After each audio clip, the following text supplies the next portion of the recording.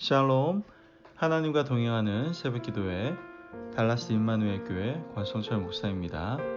오늘도 하나님과 동행하며 풍성함을 누리시는 저와 여러분 되시길 주님의 이름으로 축복합니다. 오늘 말씀은 사도행전 9장 1절에서 5절까지의 말씀입니다.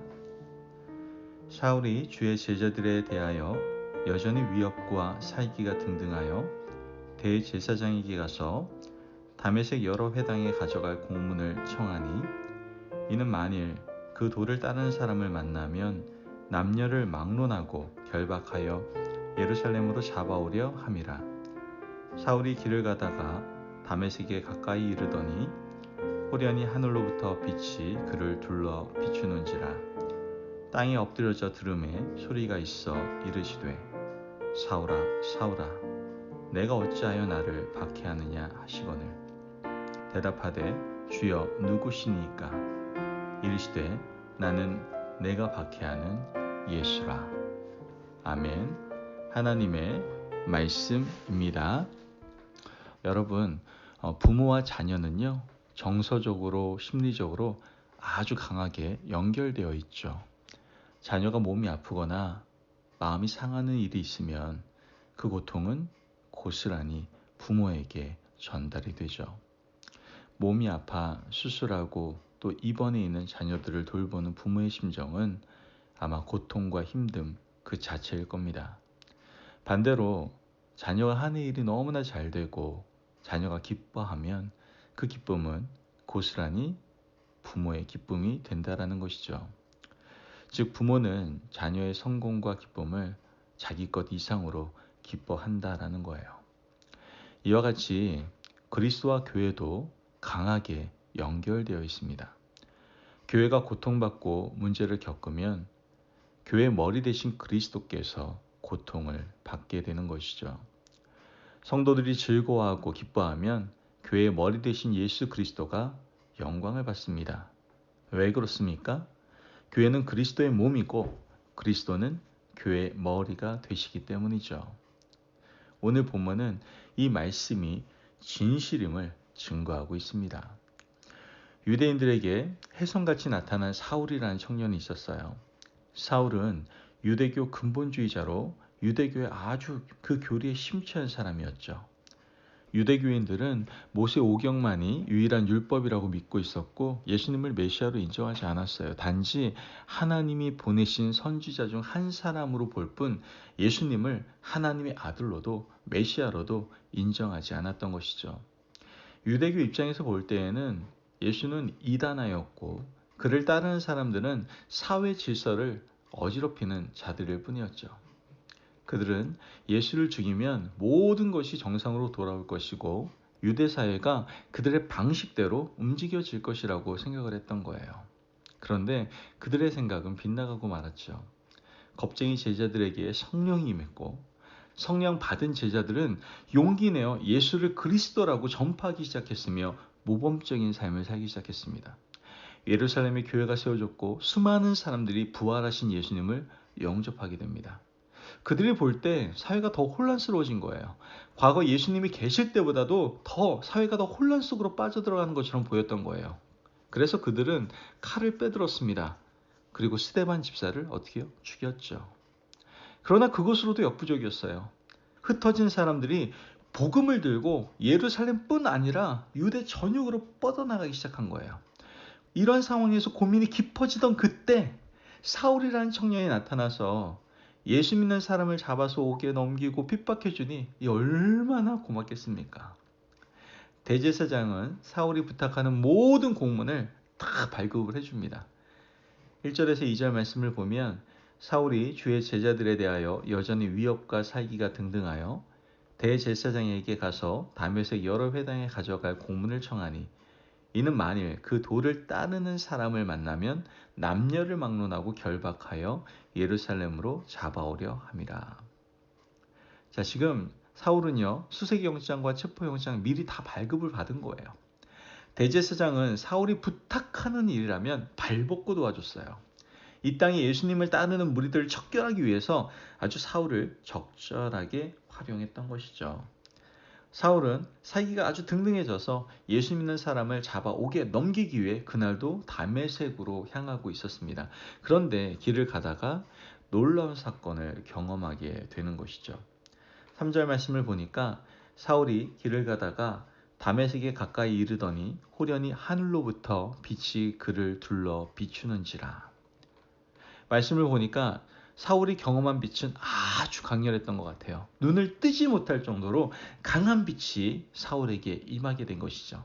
그리고 그가 땅에 엎드려지게 됩니다. 그 후에 음성이 들려오는데요.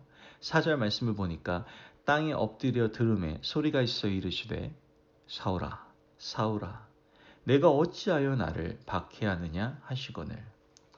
여러분, 사울은요 이런 종류의 음성을 지금까지 한 번도 들어본 적이 없습니다. 사울아 사울아 내가 어찌하여 나를 박해하느냐. 사울은 도대체 누가 이런 말씀을 하는지 묻게 됩니다. 5절 말씀을 보면 대답하되 주여 누구시니까 이르시되 나는 내가 박해하는 예수라. 여러분, 말씀 보니까 예수님이 자신을 드러내고 계시는 거예요. 나는 내가 박해하는 예수라 라고 말씀을 하시면서 자신을 드러내고 계시는 것이죠. 사울은 지금까지 예수님을 단 한 번도 만난 적이 없어요. 그런데 예수님은 나는 내가 박해하는 예수라 라고 말씀을 하고 계신다는 것이죠. 사울은 공생의 시절에 예수님을 만난 적이 없어요. 유대 종교 지도자들처럼 예수님을 괴롭힌 적도, 또한 곤란한 질문을 한 적도, 또 예수님에게 돌을 들어 친 적도, 빌라도처럼 예수님을 재판한 적도 없었어요. 또한 로마 군사처럼 예수님 손과 발에 못을 박지도 허리에 창을 꽂지도 않았습니다. 그런데 예수님은 지금 사울에게 뭐라고 말씀하십니까? 나는 내가 박해하는 예수라. 이렇게 말씀을 하고 계신다는 것이죠. 도대체 어떻게 된 일일까요? 여러분, 예수님께서 이렇게 말씀하시는 이유는 사울이 무엇을 박해했기 때문에 그렇습니까? 교회를 박해했기 때문에 그래요. 교회는 곧 예수님이세요. 교회는 예수님이 머리가 되시는 곳이고 교회는 예수님이 거하시는 처소다라는 것이죠. 성도들 한 사람 한 사람이 교회인데 사울은 성도들을 박해했습니다. 예수 믿는 사람들을 잡아 고난을 주고 그들을 옥에 넘기는 일을 서슴지 않았어요. 그러므로 예수님은 내가 교회와 성도를 박해했느냐? 그것은 곧 나를 박해하는 것이다. 그렇기 때문에 주님께서는 나는 내가 박해하는 예수다 라고 말씀을 하신 것이죠. 여러분, 우리는 여기서 아주 중요한 깨달음을 얻게 되는데요. 바로 교회를 어지럽히는 것은 누구를 박해하는 거예요? 예수님을 박해하는 것이다 라는 것이죠. 세상의 악의 권세들이 교회를 흔들고 비난합니다. 공중권세 잡은 자들이 교회 공동체를 송두리째 뿌리 뽑으려고 합니다.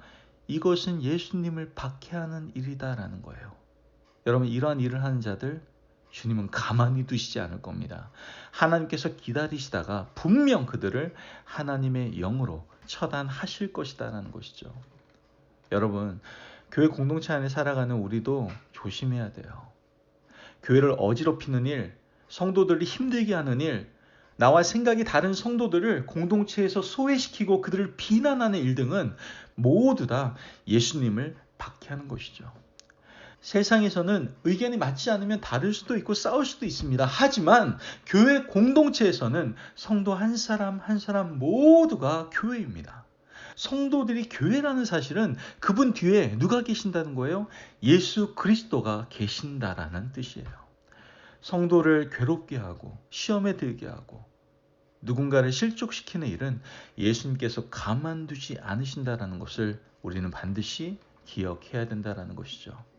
반대로 우리가 교회 성도들을 행복하게 하고 교회 공동체를 살찌우고 사랑의 관계를 나누고 작은 것이라도 베풀고 살아간다면 이것은 예수님을 기쁘시게 하는 일이다라는 것이죠.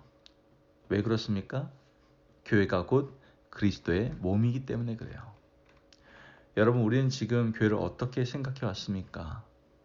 그리스도의 몸된 전을 청소하는 일, 교회 공동체 구석구석을 섬기는 일, 성도들을 섬기는 모든 일들은 여러분 사람을 섬기는 것이 아니에요. 담임 목사님 좋게 해주는 게 아니라고요. 이것은 그리스도를 섬기는 일입니다. 오늘도 여성교회에서는 내일 새생명 운동을 위해서 음식을 맛있게 준비하기 위해서 또 모여서 헌신하실 겁니다.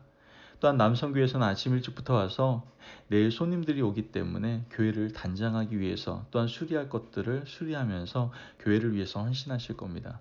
이 모든 것들은 담임 목사를 위해서 그런 것이 아니니까요. 사람을 위한 것이 아니라 바로 그리스도를 섬기는 일이다라는 것을 우리는 꼭 기억해야 된다는 것이죠. 주님께서는 내가 교회를 위해서 이렇게 헌신했으니 이것은 곧 나를 위해서 한 것이다 라고 우리에게 말씀하실 것입니다. 이와 같이 교회를 위해서 헌신한 우리 성도님들의 귀한 삶 가운데 하나님의 놀라운 칭찬이 임하시기를 주님의 이름으로 축복합니다. 아멘. 그러므로 오늘도 교회를 사랑하고 성도를 위해서 헌신하는 복된 하루를 살아가실 수 있는 저와 여러분들이 되시길 주님의 이름으로 축복합니다. 아멘. 기도하겠습니다. 사랑이 많으신 아버지 하나님 감사합니다. 오늘 귀한 말씀을 허락하여 주셔서 말씀을 통해 귀한 깨달음을 허락하여 주시니 감사합니다. 교회를 핍박하고 성도를 시험에 들게 하는 것은 바로 주님을 박해하는 것임을 깨닫게 됩니다. 하나님, 이제부터 교회와 성도를 열심을 다하여 섬기고 헌신하고 사랑을 베품으로 하나님을 기쁘시게 해드리는 저희들의 삶이 되게 하여 주옵소서. 감사함이 예수님의 이름으로 기도합니다. 아멘. 오늘도 하나님과 동행하며 풍성함을 누리시는 저와 여러분 되시길 주님의 이름으로 축복합니다. 여러분, 우리가 혹시 주님을 박해하는 자리에 있었다면 그 자리에서 이제 일어나서 주님을 기쁘시게 하는 자리, 교회와 성도를 기쁨으로 섬기고 사랑하는 귀한 삶을 살아가시기를 바랍니다. 말씀 안에서 승리하십시오.